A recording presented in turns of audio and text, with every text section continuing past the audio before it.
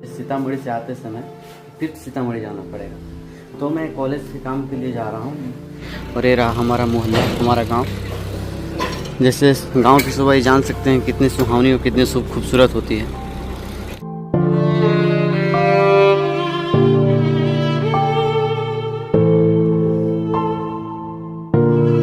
कहना चाहिएगा इतना सुबह में परेशान किए हैं ये लोग, हम लोग।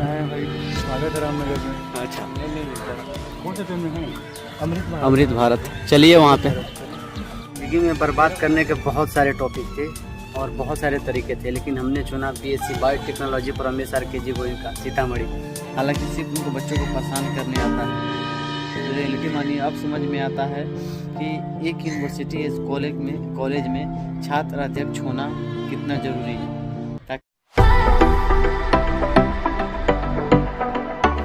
हेलो, गुड मॉर्निंग, कैसे हैं आप सब। मैं हूं अमजद और आप देख रहे हैं अमजद हुसैन ब्लॉग्स और स्वागत है एक नए ब्लॉग में। जैसे मैं बता दूं कि मैं ब्लॉगर से पहले एक स्टूडेंट हूं और मैं बोला था कि सीतामढ़ी से आते समय फिर सीतामढ़ी जाना पड़ेगा। तो मैं कॉलेज के काम के लिए जा रहा हूं। BRBU में मेरा मतलब यूनिवर्सिटी हो गया और गोयनका कॉलेज से मैं पढ़ाई करता हूँ और BRBU से एफिलिएटेड है मेरा कॉलेज। तो बात यह है कि लास्ट ईयर चल रहा है मेरा और लास्ट ईयर में ये है कि बायोटेक जैसे BSc बायोटेक्नोलॉजी में लास्ट में प्रोजेक्ट करना होता है इंटरप्रेन्योरशिप के लिए, ताकि बाद में चल के वो डिग्री अगर लहे ताकि एक्सपीरियंस के बेस पर जॉब मिल सके। तो मैं जा रहा हूँ अपने प्रोजेक्ट के काम के लिए।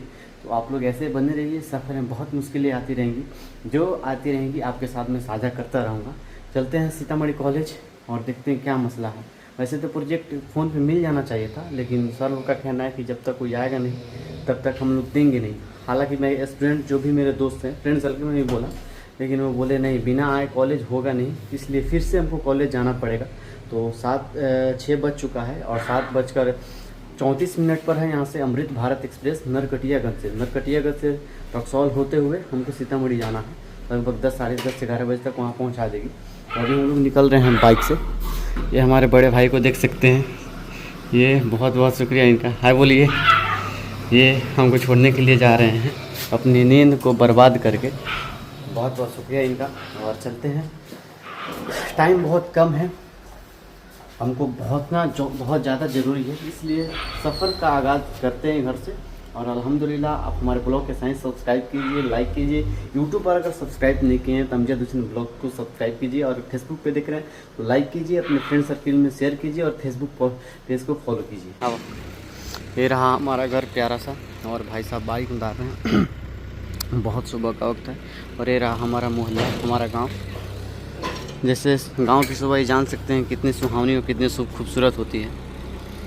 हमारी जो स्कूलिंग हुई थी यही संत जेवियर स्कूल नंदनगढ़ लौरिया से हुई थी, बना हुआ था, यहीं से बना हुआ था।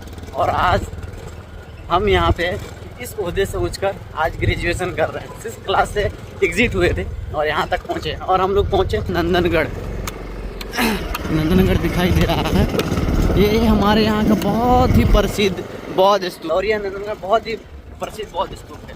यहाँ से बेतिया से 28 किलोमीटर पूरब की तरफ आइएगा और नरकटियागंज से 15 किलोमीटर यहाँ दक्षिण की तरफ आइएगा तो इससे मुलाकात हो जाएगी। 20 किलोमीटर है बेतिया से। अच्छा, आइए यहाँ पे घूमिए, बहुत ही अच्छी जगह है, बहुत अच्छी।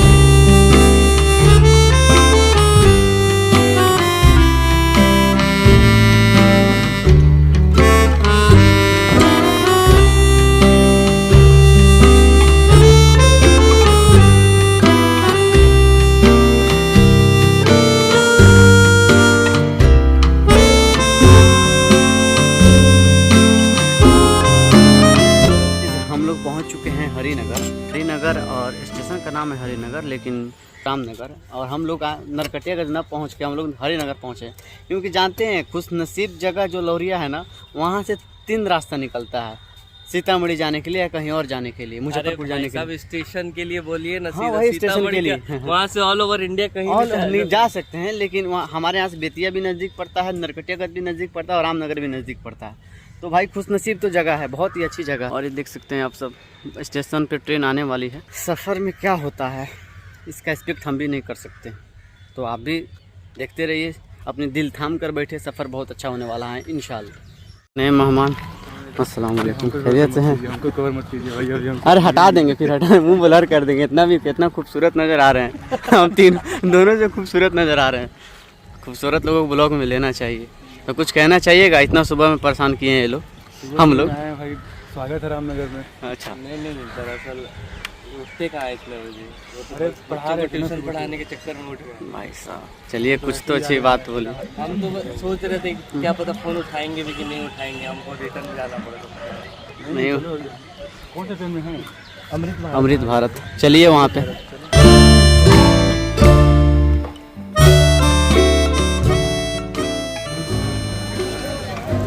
सीता माता की धरती पे स्वागत है आपका। सीतामढ़ी में गाइस फाइनली आ चुके हैं लोग।